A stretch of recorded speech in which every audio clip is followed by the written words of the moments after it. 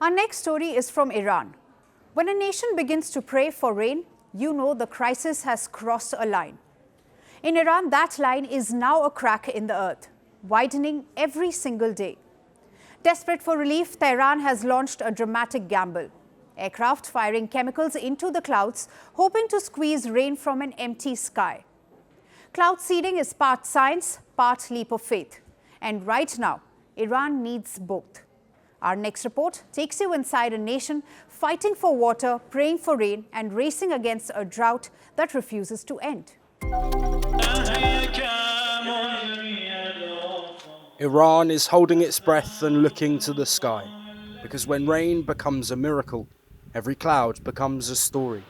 When a country begins to measure its future by the promise of rain clouds, you know the crisis has reached a breaking point. And right now, Iran is living on a countdown, waiting for the sky to change its mind. Across northern Tehran, imams stand before crowded mosques whispering prayers for rain, and ordinary citizens look upwards, wondering if the next cloud might finally be the one that saves them. Iran is battling a drought so severe, its president has publicly warned that the capital may one day have to be evacuated.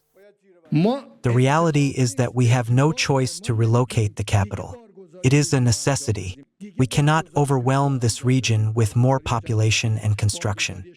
We can develop, but we cannot solve its water problem. Faced with the possibility, the government has turned to a dramatic and controversial solution: cloud seeding. On November the 15th, an aircraft loaded with special equipment took off for the Lake Urmia basin. Cloud seeding involves injecting chemical salts, including silver or potassium iodide, into clouds via aircraft or through generators on the ground. Water vapour can then condense more easily and turn into rain. This operation will continue through May, the end of Iran's traditional rainy season. Lake Urmia itself is a symbol of everything Iran stands to lose. Just 20 years ago, it was West Asia's largest lake, lined with hotels, beachside restaurants and boat tours.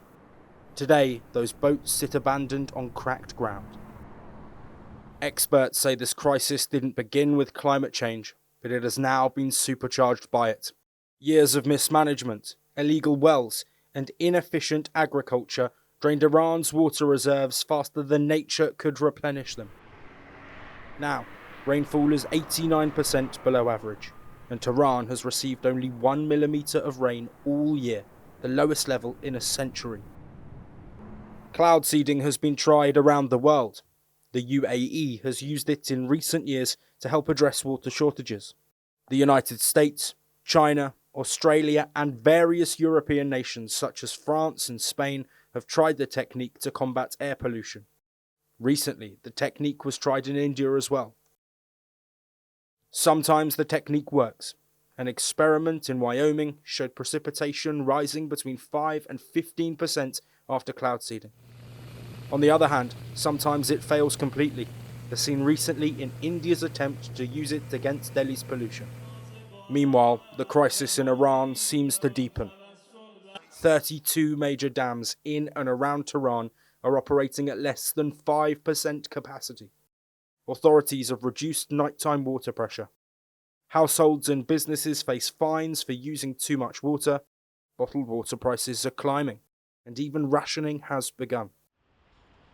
Adding to this, snow, which usually blankets Tehran in November, has nearly disappeared, with a 98% drop in cover compared to last year.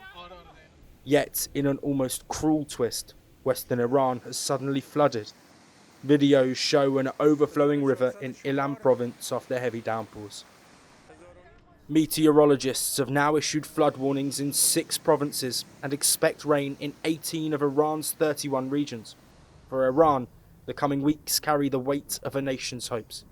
As clouds gather, drift and scatter, millions wait for the moment when the sky finally breaks and rain becomes more than a prayer. I was a revolutionary. I became a ruler. I claimed to protect my people. I terrorized them instead. I built palaces.